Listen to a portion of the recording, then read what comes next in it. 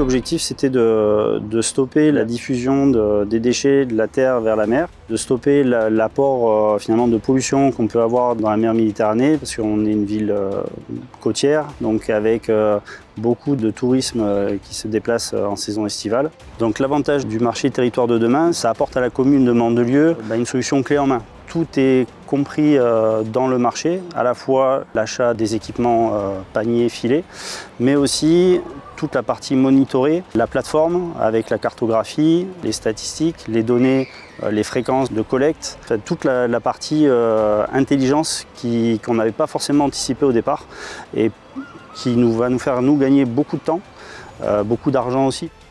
Alors, les bénéfices des capteurs pour nous, ils sont essentiellement sur de l'optimisation d'organisation.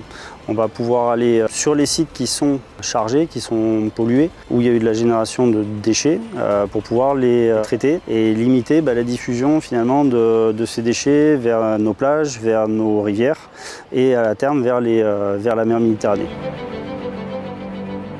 Les besoins étaient de verdir un parc de plus de 2300 engins en respectant la loi d'orientation sur les mobilités et un engagement fort de la métropole à réduire ses émissions de CO2. La métropole était propriétaire de certains véhicules électriques depuis un certain temps déjà. Il y a eu lieu de déployer un réseau de bornes pour charger ces véhicules. Donc nous avons mis en place 2 phases de réflexion. Une phase de réflexion qui était relativement urgente pour installer très rapidement des bornes qui puissent fonctionner sur les véhicules déjà existants.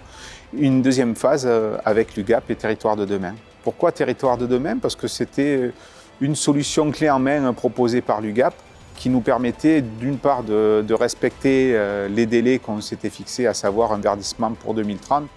À ce jour, nous avons installé 16 sites sur des bornes et il nous reste encore 150 sites à installer et ça fait partie de l'étude qui est menée auprès de Territoire de demain.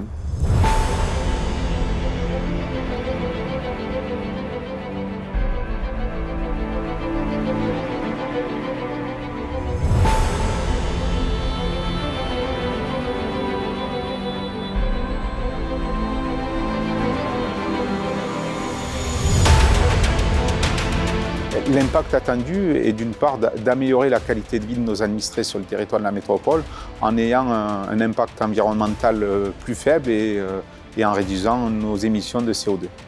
La prochaine étape, c'est maîtriser nos coûts de fonctionnement liés à l'utilisation des véhicules électriques. Dans le cadre de ce marché, ce sont des investissements qui sont rentables pour la commune sur le long terme parce que en fait, ils nous permettent d'économiser des déplacements, d'optimiser les rassemblements. On va avoir près de 130 filets déployés sur la commune.